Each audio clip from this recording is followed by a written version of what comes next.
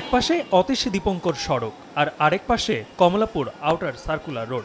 মাঝে টিটিপাড়ার এই level crossing, যা দুই পাশে চলাচলকারী মানুষের কাছে দুর্ভোগের আরেক নাম। অফিস, স্কুল কিংবা শহরের এক প্রান্ত থেকে আরেক প্রান্তে যেতে লাখ লাখ মানুষ ব্যবহার করে এই সড়ক। এই দুর্ভোগ লাঘবে তৈরি করা হয়েছে টিটিপাড়া আন্ডারপাস।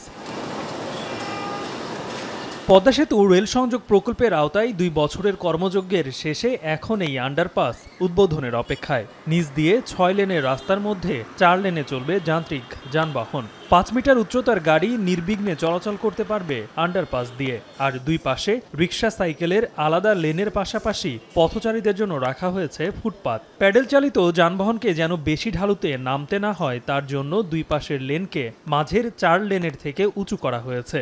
এখন উপরে রেল আর নিচে অন্যান্য যানবাহন বাধাহীন চলাচল করবে। রোড মার্কিং, মাঝের ডিভাইডারে ফুলের গাছ, সড়কের দুই পাশে ল্যাম্পপোস্ট, সবকিছু মিলিয়ে আন্ডারপাসের সৌন্দর্য এখন দৃশ্যমান। তবে এর পেছনে এই এলাকার মানুষের দীর্ঘদিনের সীমাহীন কষ্টের গল্পও আছে।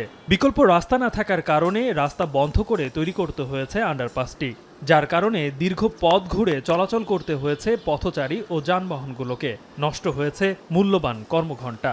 টিটিপাড়ার রাস্তাটা বন্ধ কারণে আমাদের যে কষ্ট, মনে হয় যে খিলগাঁও দিয়ে মানিকনগর দিয়ে ঘুরে যায়, যাইতে মনে হয় কমসে কম 2.5 ঘন্টা 3 ঘন্টা সময় লাগে। কাজ করাকালীন রাস্তাটা বন্ধ করে দিচ্ছে, এখানে যাইতেই দেয় নাই। ওই সামনে ওই পাশ দিয়ে ঘুরে যাইতে হয়েছে, কিংবা ওই স্টেশন দিয়ে ঘুরে যাইতে হয়েছে। রাস্তা পুরো জ্যাম থাকে সবসময়, অনেক কষ্ট। এখন এই যে আন্ডারপাসটা হয়েছে তো ভালোই লাগতেছে। অবশ্য নিজেদের সীমাবদ্ধতার কথা স্বীকার করে দুর্ভোগের জন্য দুঃখ প্রকাশ করলেন প্রকল্প ব্যবস্থাপক। জানালেন প্রকল্প বাস্তবায়ন করতে গিয়ে চ্যালেঞ্জের কথা। আমাদের এটার ক্ষেত্রে যেটা সমস্যা যেটা ছিল সেটা হচ্ছে স্পেস লিমিটেশনস। আমার ঠিক ডান পাশে আইসিটি অবস্থিত, কমলাপুর আইসিটি। এই আইসিটি কর্তৃপক্ষ তাদের একটা বেশ কিছু অংশ এই আন্ডারপাসের নির্মাণের জন্য তারা ছেড়ে দিয়েছিল, কিন্তু এর থেকে বেশি আর আমরা এখানে উন্মুক্ত করতে পারি নাই। ফলে এখানে যে একটা বাইপাস নির্মাণ করাটা মোটেও সম্ভবপর ছিল না। আরও একটা প্রতিবন্ধকতা হচ্ছে যে এটা ডেপথ অফ এক্সকাভেশন অনেক বেশি।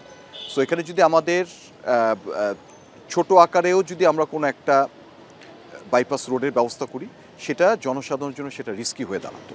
মূল সড়ক থেকে 11 মিটার নিচ দিয়ে আন্ডারপাস তৈরি করায় ভরা বর্ষায় যেন পানি না জমে, তার জন্য আছে আধুনিক নিষ্কাশন ব্যবস্থা। টিটিপাড়া আন্ডারপাসের জন্য একটি আলাদা রেইন ওয়াটার পাম্প ওয়েল করা হয়েছে, যেখানে আমার আন্ডারপাসের সকল পানি তার নিজস্ব গ্রেডিয়েন্টের মাধ্যমে ওই পাম্প ওয়েলে যাবে। এবং সেখানে আমার 75 কিলো ওয়ার্ডে আলাদা 4টি পাম্প রয়েছে, যেটা তার স্বয়ংক্রিয়ভাবে লেভেল অনুসারে পানি পাম্প করে পার্শ্ববর্তী একটি সিটি কর্পোরেশনের ক্যানেলে আছে, সেখানে এই পানিগুলোকে পৌঁছায় দেবে। সবকিছু ঠিক থাকলে আসছে সপ্তাহে খুলে দেওয়া হবে আন্ডারপাসটি। এরপর যেন এই স্থাপনার সঠিক রক্ষণাবেক্ষণ হয়, সেই দিকে নজর রাখার কথা মনে করিয়ে দিলেন প্রকল্প ব্যবস্থাপক। মূলত এটা রক্ষণাবেক্ষণ শুধুমাত্র একটি গোষ্ঠীর মাধ্যমে হবে না, বা একটি স্টেক হোল্ডারের মাধ্যমে। বিশেষ করে যে পাম্প হাউস, এটাকে সঠিকভাবে এটা মেনটেনেন্স করা এবং যাতে করে দুর্যোগকালীন সময় যাতে এটা প্রপারলি অপারেট করতে পারে সেটাকে নিশ্চিত করা, এই কাজটা রেলওয়েকে নিতে হবে। আশা করা যায় যে সরকারি আদেশ বলে আগামী সপ্তাহে আমাদের এই আন্ডারপাসটা খুলে দেওয়া হবে। প্রায় 2 বছরের কর্মযজ্ঞ শেষে আর কিছুদিন পরেই খুলে দেওয়া হবে টিটিপাড়া এই আন্ডারপাসটি। এরপরে এই এলাকার মানুষজন মনে করছে তাদের যে জনদুর্ভোগ এতদিনের, সেটি হয়তো শেষ হবে, কিন্তু তা কিন্তু নয়। কারণ কমলাপুর মেট্রো রেল স্টেশনের নিচের রাস্তা এখন পর্যন্ত বন্ধ রয়েছে।